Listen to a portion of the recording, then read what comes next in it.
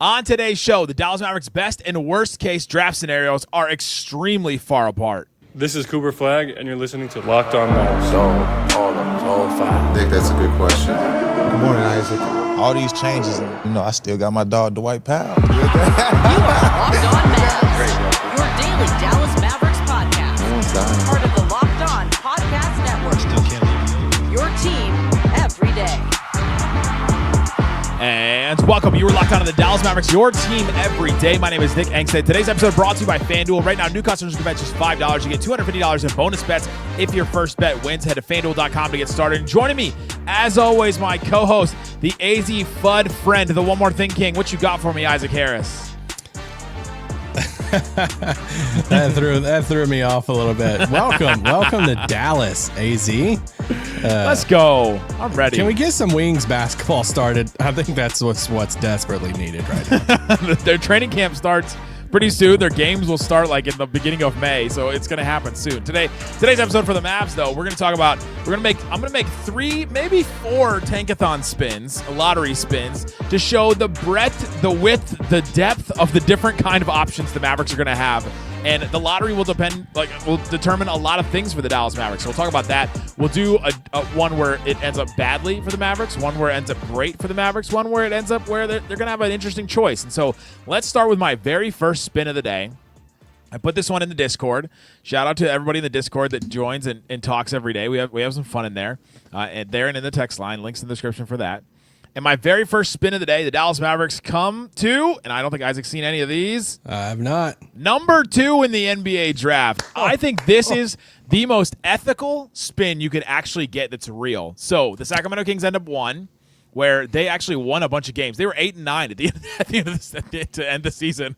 They were actually trying to win games. The Mavs are in 2nd. They rise up the highest here. Brooklyn stays in 3. Memphis rises to 4. That one maybe not as ethical. They really tanked it out, but it's fine. Only going to 4. Washington falls to 5. They tanked a ton. The Clippers get the Pacers pick. So the Pacers tank a bunch of games, and the Clippers get the pick at 6. The Clippers actually try at the end of the season, and they get a pick. So that's ethical there. The Utah falls to 7, which I'm a fan of. And then maybe the most important part, OKC stays at 12 with that Clippers pick. And so I think that's a very important one. But if the Dallas Mavericks land at 2, Isaac, and the Sacramento Kings are 1, when we do these tankathon spins, we usually just go through and say, all right, who would pick who? So if you're the Sacramento Kings, before we talk about the Mavericks side, who do you pick if you're the Kings? I mean, with the Kings, it's such a blank slate, right? Or it should be. You're not avoiding anybody. If you want Boozer and you're the Kings, it doesn't matter if you have Sabonis. If you want Darryn Peterson, it doesn't matter if you have Zach LaVine or whoever else on your roster. So I think for them, it's just you take best player available and build around that guy. I would take AJ Dybantsa. Will they take AJ Dybantsa, though? Because I would as well. I think he's the best player, and I don't think it's really close as I've been looking at it more and more.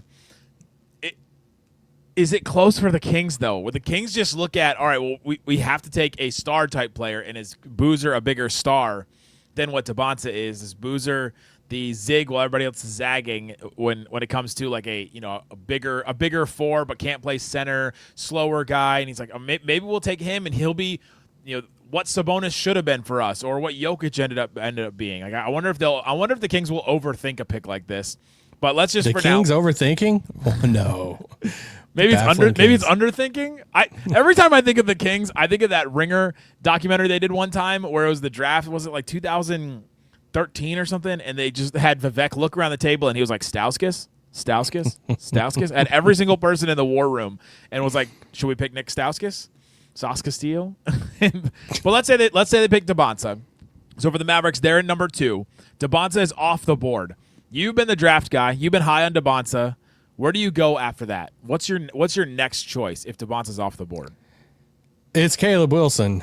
I've been sitting at Caleb Wilson at 2 for me for a while now, and it's not going to change. Like I know that a lot of people will do, hey, Darryn Peterson should go here.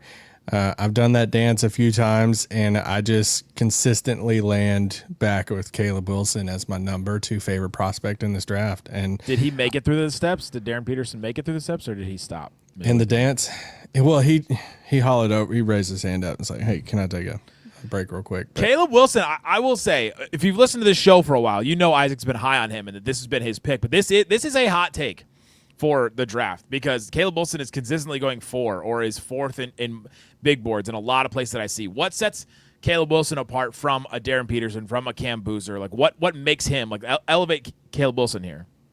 yeah, I mean, I think when you look at those 3 guys, because it would be between those 3 guys, right? You get the positional size. The dude is legitimately 6'10". Yeah. You get the athleticism. You get the.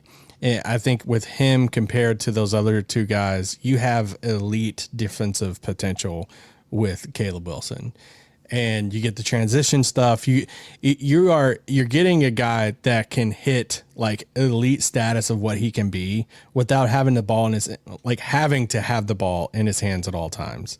That he can play that second fiddle type of role, and to have him paired next to Cooper.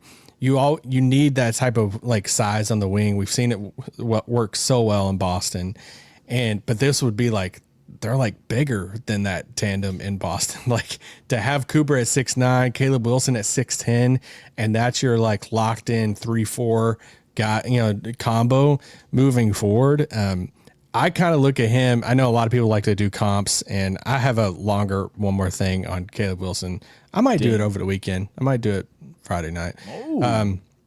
Just spending your time breaking down Caleb Wilson film on a Friday night.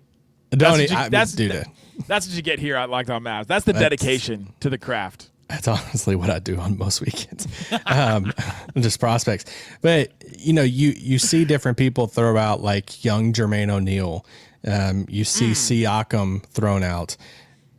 Depending on who you talk to or read, a young Giannis. When you see who am I reading where they say that? For me, I'm looking at who said Giannis. There might have been somebody at the Ringer that said a young Giannis. Okay. You look at like a Gerald Wallace meets Chris Bosh meets Jaren Jackson Jr. For me, I come in and I get that this. For me, he's like a new age Dominique Wilkins. And a Gen Z Dominique Wilkins of like if he came into today's game, and Dominique, was just. I know a lot of people just instantly think of the dunking, which Caleb Wilson led the NCAA in dunks last year, by the way. And so you don't care about dunks. You're like Caleb Keaton Wagler, no dunks, love him. Caleb Wilson, all the dunks, love him. Doesn't matter.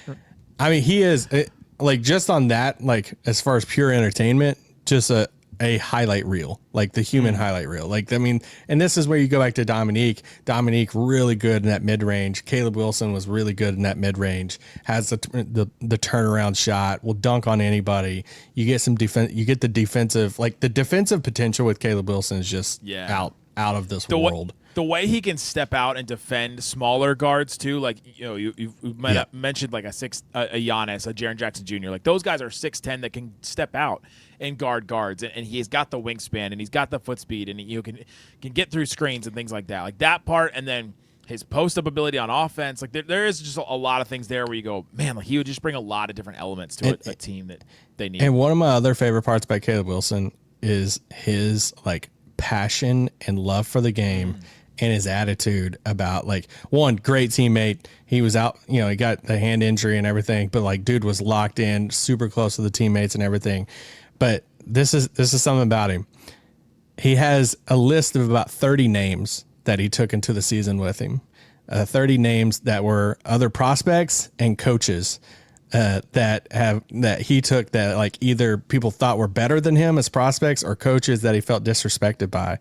And this dude went after them at all the big games. Okay. Played against Dybantsa in the preseason, lost by 2, but he put up 22 and 10 and 3 blocks against Dybantsa. Played Kansas, puts up 24, 7 and 4 and beats Kansas. Plays Duke and beats Cam Boozer and Duke, puts up 24 and 4. He made it a point, and here's one of my favorite things about him. They beat Notre Dame, and after the game, they're going through the line, and he gives a handshake to Notre Dame's head coach, which is Shrewsbury, and he literally says, hey, thanks for motivating me. Because there was What like did he some say about him? because that was one of the coaches that like recruited him and stuff, but decided like to back off of him, and had the same kind of similar thing with Duke early on. He had, like Duke didn't think he was going to be as good as he was. He had a friend go on a visit to Duke, and that friend reported back like kind of what they said about Caleb Wilson, and he was just like, every time I get the opportunity to go against these guys, I'm gonna. And he in all the big games, this dude showed up, showed out. He works his butt off. I can't be more of a fan of Caleb Wilson, and I would take him over Peterson and Boozer. We're not afraid of the hand. The reason why he missed the NCAA tournament. No. Just a broken hand, right? There's not like a history of injury. It's just like one. Well, there was a hand injury, and then he was about to come back for it, which he should have just set out the whole season for it, but he was so determined to come back. And then while he was like ramping up, he hurt his thumb on the rim as he's dunking in practice. And so then they back to the attitude and the approach to the game you were talking about. We're dunking in practice and him and Caleb on the wing defensively in transition and getting out and running, and Mavs fans wouldn't know what to do with that combo. Like, okay, if the Mavs landed number 2, Dybantsa is off the board. Caleb Wilson is the pick for the Mavericks, and that is an incredible scenario for the Mavericks. That is one where your duo is set going into the future. Coming up, a scenario where the Mavericks fall in the draft. What do they do? We'll tell you coming up.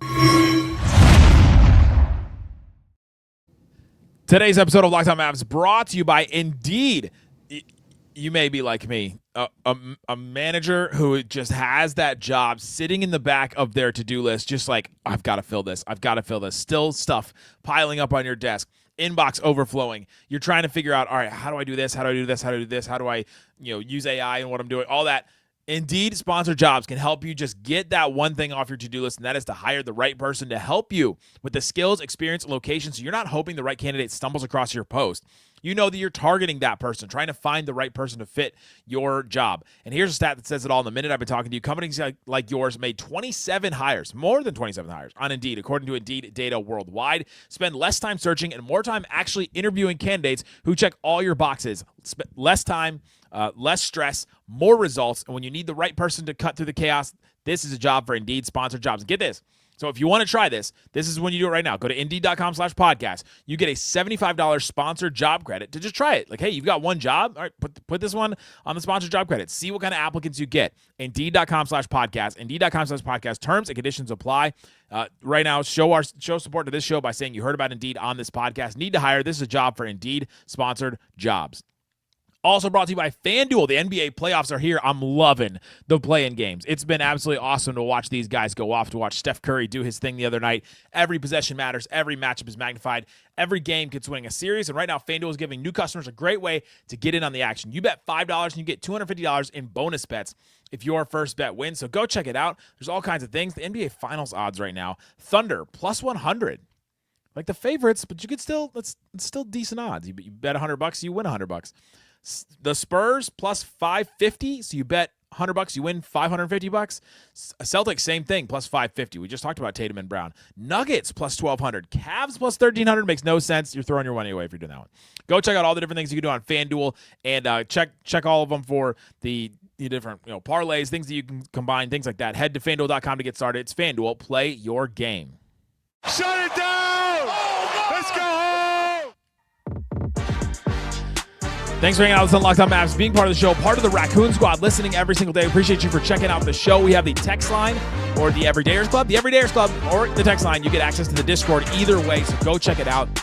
You can get access to the Discord where I was doing my spin of the day, and I was talking to listeners and all the things like that. At Everydayer Club, you get access to ad-free shows and things like that, so go check it out at LockedOnMavericks.supercast.com or the text line. The links to both of those different things are in the description or the QR code. All right, Isaac, let's talk about the next spin of the day. Or do we want to go back and real quick? Let's go back and real quick. The rest of you want to pick the rest of these? Just the top 5 or so. Brooklyn with Dybantsa and Caleb Wilson off the board. Where does Brooklyn go at 3? Probably Peterson, right? I mean, either one, honestly. I was gonna say they could go Peterson, they could go Boozer. Boozer may make all their pieces work a little bit better than Peterson would.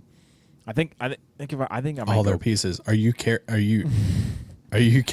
about the other pieces? When I think they're in the same spot as the Kings. Like They just take the best they just prospect. took 5 point guards last year. None of them made any impact. I'm not taking Peterson because I took Nolan Traore. Okay, so then after that, let's say Peterson's off the board. Memphis. Then do you take Boozer? Yeah. He makes their pieces work. Boozer and Edey. Boozer and Edey is great. I think that helps a lot. And then Washington with all 4 of those guys off the board. Is this the Acuff spot? Is this the Keaton Wagler spot? I mean, I would take Wagler if I was them because then you still get to have some fun with like Trey being there and stuff. If you take Acuff, which I would get that too. Then I mean, you just flip Trey already. I was gonna say Trae Young and Acuff cannot play together. There's no way. That's the thing you got to figure out. So another thing the Mavericks would have to figure out is this next spin.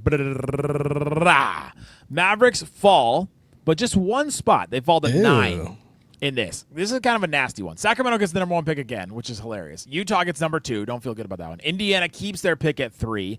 The Thunder moved up to 4. This is a nasty spin right here. The Thunder move up to 4 via the Clippers pick. Washington moves all the way down to 5. Sorry, Ben and Abdullah. Brooklyn falls to 6. So that like 3 teams jumped. Sacramento, Utah, and the Clippers all jumped. It's tough times for Brooklyn. Memphis at 7. The Hawks via via New Orleans at 8, and then the Mavericks at 9. And so the Mavericks land at 9. Who are the players that the Mavs could be looking at if they land at 9? Like this kind of scenario, who are the types of players you're looking at? Yeah, I mean, I feel like a lot of mocks out there have started to like separate Wagler and Acuff a little bit into that 5 and 6 range, which you never know what's going to happen on draft night. Like everything. So Acuff many people could go thought in the, Jabari Smith was going to go number 1, and all of a sudden it was Paolo. Yeah, like Acuff could go in the top 4, and like I wouldn't be like overly shocked. Like Boozer could go 6th, and I would be like, that's kind of crazy, but I can like depend. You just don't know like what teams are going to be there too. So, but for Dallas, I think you're looking at that combo of guards. Like you're looking at Braden Burries, you're looking at Michael Brown Jr., you're looking at Kingston Flemings, LeBaron Philon. If you have him up that high, some people are kind of like up there, but I don't think Yaxel is going there. And so for Dallas, it's kind of like, all right, if Wagler and Acuff are off the board, you're sitting there at 9. Who had 8 in this scenario? 8 in this scenario is the Hawks via the Pelicans. Yeah, so that's that. I guess they would take a guard here, or they would take best player available. But like if they take, imagine the Hawks if Acuff's still on the board. Okay, let's do the Trae Young thing differently. all over again. Differently this time. Let's just say they take Braden Burries. The Mavs or the Hawks. The Hawks. So then you're Dallas sitting there with Michael Brown on the board, Kingston Flemings on the board, LeBaron Philon. But I think you would really be debating Michael Brown versus Kingston Flemings. And that's fascinating, right? I think Michael Brown has a higher ceiling, could be a top 5 guy in this draft, but everything hinges on the back. Kingston Flemings, I feel like, is getting a little overlooked right now, even though I worry about his shot at the next level and some of his frame stuff. But for the longest time, Flemings was like locked in at that 5 spot for so many people. And now it's like these other guards are getting talked about more. And Flemings is kind of like, hey, I'm still here. I didn't really do anything to like make myself. He wasn't outstanding in the tournament. He also didn't look like he didn't belong. It didn't look like he was completely overmatched in some of his games. So you go, all right, well, maybe a defensive dog that also can set guys up in a really good way. It did shoot like 40% from 3, just didn't take a lot of them. Yeah, and can super get, fast. Yeah, really fast. Can get a mid-range shot. Like he can do a lot of really good guard things. It's just the other guy stood out a little bit more. Yeah, I think for Dallas, like, how do you view this pick of? We were talking about this with Michael Brown. You basically have this like one chance, right? Like you don't have control of your picks moving forward. Or for many years here. So you kind of got this one chance to add a young piece next to Cooper Flagg. And I think if you're a team that you had multiple chances and you got your picks moving forward, maybe you got some other teams' picks moving forward, and you're like at the beginning of the rebuild and you're just trying to find that guy to help build around, then that's the type of team that might swing on Michael Brown. But for Dallas, like you can't afford to miss on this. Like you can't afford to draft somebody and then all of a sudden they're out for like another Lively situation. Yeah. And that's where I would probably lean Kingston Flemings in that scenario until we know more about Michael Brown's back. Yeah, I would rather have Michael Brown if we knew the health status of both of them. I would honestly rather have Burries than both those guys. He's starting to really grow on me. But if he's off the board, then you have to take what comes to you. So yeah, Kingston Fleming seems to be the move there. You get a solid guy, and one of the points I've made, and I'll keep making this point. You got to get the running mate for Flagg, or at least something solid, like some solid production that you can maybe flip in 2 or 3 years with some picks that you can recoup eventually and turn into the running mate with Cooper Flagg, like the next star with him. Like that is something too to think about. Is all right, maybe we don't hit a home run with this pick. Maybe we hit a double with this pick, and it's just a really solid. Like maybe Kingston Fleming turns into a really solid starter. You don't see all-star in him necessarily, maybe, but I think everybody could see starter in him, and then maybe that's what gets you there. Whereas Michael Brown, he could be out, and then all of a sudden we're like, all right, well, you just can't trade him because nobody could trust the injury history. What medical department's signing off on Michael Brown before the draft for the Mavs? The Mavericks one? I'm just saying, like, they're going to be overhauling that. We'll see whoever the next GM is by the middle of May of what the timeline's been thrown out. So, could be anybody. Could be Dr. Oz. Who knows? For all we know. I mean, I know of a doctor that posted the other day. Jehovah Rapha. He's my healer. Would you take Yaxel at 9? No. Oh man. Would you take Yaxel at 9? Come on. No, with Flemings and Michael Brown on the board, no. I would listen to an argument of like Yaxel and Phylon. I would listen to that. Coming up, some more good Mavs scenarios, but interesting ones. And then I want to talk about who the Thunder would get in that last scenario, because that's the thing everybody is just who would we not want them to get? Hoping doesn't happen. Today's episode of Locked On Mavs brought to you by Rocket Money. If you've ever opened your bank account and you just gone, oh my God, where did all my money go? You're not alone. Keeping track of accounts, subscriptions, spending, bills, it can get overwhelming fast, and then it just snowballs on you, and you're like, all right, now I've taken one problem, made it another problem, just kept pushing deferred interest, just keep pushing it off. That's where Rocket Money comes in. Helps you take control of your finances all in one place. It sets it all up. I did this a few years ago where I set up all my finances in there, and I was like, all right, figure this out for me. I got all kinds of different things in different places. And it was like, here's what you're spending. Here's a pie chart with all the different things. Here's charts and graphs and flow charts and things like that. Really helped me because it automatically categorizes your spending so you can actually see where your money is going, set budgets, get alerts, stay on top of upcoming bills. They'll give you an alert like, hey, this bill is due in like 3 days, which is helpful. Rocket Money is a personal finance app that helps you find and cancel unwanted subscriptions, monitor your spending, and helps lower your bills so you can grow your savings. Let Rocket Money help you reach your financial goals faster. Join at rocketmoney.com/lockedon. Again, that's rocketmoney.com/lockedon. Shut it down! Let's go home! All right, Isaac, let's talk about the last spin that we just did. The Mavs got 9th. They fell one spot, which is not completely devastating to the Mavericks. Still get a good player. Hopefully a Burries is there. Michael Brown will be there. Hopefully maybe a Kingston Flemings, maybe a Nate Ament. Who knows? The Thunder, though, in this last scenario. Don't say Nate Ament. Could rise up. He's a player. He exists. No Nate Ament erasure. The Thunder rise up to 4, and this is something that everybody in the NBA is dreading, this kind of a scenario. So I just want to run through the rest of this to see exactly what we're scared of right here. The Kings, let's say they take Dybantsa. The Jazz are distraught and may have given up everything in their war chest to get Dybantsa and trade up, but they stay, and let's say they're taking Peterson. Yeah. The Pacers take Boozer, which is maybe a weird choice for them, but I think, or actually Caleb Wilson probably makes more sense here. Either one of them. I mean, and either one of those guys in OKC. Like honestly, Boozer would be awesome in OKC. Like, just perfect. There's a scenario where Cam Boozer goes to OKC. That's gross. Somebody wrote in on our did a Q&A today on our text line, and somebody wrote in, it's like, hey, what's the worst scenario on lottery night? And I was like, all right, well, you got to have like multiple West teams in the top 4, and I put like OKC 1, Golden State 2, Utah 3. Like if Golden State and OKC both hopped up into the top 4, and we're talking like 2 of those prospects in the top 4 goes to OKC and Golden State, that would just be gross. I just did like a bunch of spins. Here's a bad scenario for a bunch of teams. Atlanta gets the number 1 pick, but Atlanta's already kind of good, so maybe the East looks at that and is like, oh, really?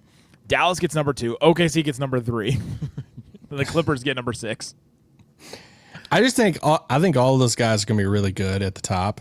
And can we just start getting some of those young guys to just be in the East?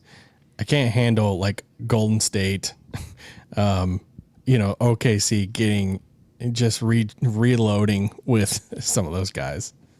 All right, last spin of the day. The Mavs rise up to 4. This is a very real scenario. The Hawks get number 1 via the Pelicans, and the Pelicans cry. The Pacers keep their pick and land at 2. Brooklyn stays at 3. That's been kind of a theme here. The Mavericks are at 4. Washington and Utah and Sacramento and Memphis all fall down a couple of spots here. Washington falls down 4 spots, and they're just real sad. Oh, man. Atlanta takes who in this scenario to you? Good luck, man. I mean, Caleb Wilson's from Atlanta, if that matters. I think you go Dybantsa. You just pair Dybantsa with Jalen Johnson and Nickeil Alexander-Walker, and you're like, all right, that's our future. I think they go Peterson. Really? There's some like fit stuff with Jalen Johnson's like defense and some stuff that like if you're that committed to him, in that scenario, it might be a little clunky with AJ, and to where I'm not as like concerned about like Cooper and AJ together. Okay, so let's say they go Peterson. Yeah. And then the next team is the Pacers. Dybantsa. They're taking Dybantsa. Then we go the Nets. They're going either Caleb Wilson or Boozer. I think Boozer sets them up better. That's a guy you can run offense through. Yeah. I think they would take Boozer for the sake of our content. Let's say they take Wilson, and then it's Boozer for Dallas right here at 4. Is anyone entertaining like one of those guards over Boozer at 4? Anyone like us, like me, you? Like no, I just wonder if this is a scenario I think where you look at it and you're like, all right, we have Boozer here, not an incredible fit. Do we believe in him? Not. Do we trade down 1 spot with Washington? I was going to say I would entertain it. I would be calling Washington, Sacramento. What's the other team in there that was in between those teams? Flashed this up 8 times. Memphis. Utah's not going to do that. No. Memphis, Chicago at 9. Yeah, I would be asking any of those teams through there of saying, all right, you want Boozer, then you got to give us a future unprotected first, a young guy. And yeah, that's what it's going to take to Do move people up riot if the Mavs trade out of Boozer? I think some people, yeah. I think some people would. I wouldn't. Like if you're telling me the Mavericks moved back from 4 to 5, got Wagler, and also picked up an unprotected pick and like a young player, like, okay, sign me up for that. Like if they moved back and got like Sar or gosh. Keyshawn George or like Koulibaly maybe, but would you take AD back? I have a confession. We're late in the pod. We're late enough. I watched this TV show and it wasn't bad. The foul play? Yeah. The clips seem fun. I haven't watched a full episode yet, but did you watch the one where him and LeBron pranked Draymond? I did. And I actually laughed. It seemed fun. And Rakia Jackson? Yes. Yeah. Just got traded to the Sky. Hilarious. I just kind of enjoyed it. It just kind of like came on after something. And I was like, all right, I'm going to give it a shot. And I was actually intrigued. And Barb and I both were laughing. It was great. That's awesome. Good for Anthony Davis. Yeah. Happy for him. Happy for him working out. I'm not sure what's going on with them in the Wizards. That's like a weird scenario where he was like, yeah, we'll see what happens. Like, you're under contract. If you're talking about other teams to move up, like Memphis has multiple first. Yeah. They want to move up in that scenario. They have first coming in, not only just themselves, but like the Orlando first coming in from the Desmond Bane trade. They have some young players in there that if you're like, all right, I'd take this young player and, you do your 8th pick in that scenario and a future first for them to, come up and get Boozer. And then the Kings, do they have a young player that you're interested in? Maxime Reynaud. Oh, yeah, I like Reynaud. So it's like nice. Reynaud, 7, and a future first. I'd sign me up for any future first for the Kings. So Yeah, really. Yeah. I'd be down. We'll take that for sure. There you go. There's 3 scenarios, 3 real scenarios that could actually happen to the Mavericks, what they would do in that. Go check out the text line. Links in the description for different ways to follow the show and get access to that. Rumors sent straight to your phone. Guys, thanks so much for listening to Locked On Mavs. Peace out.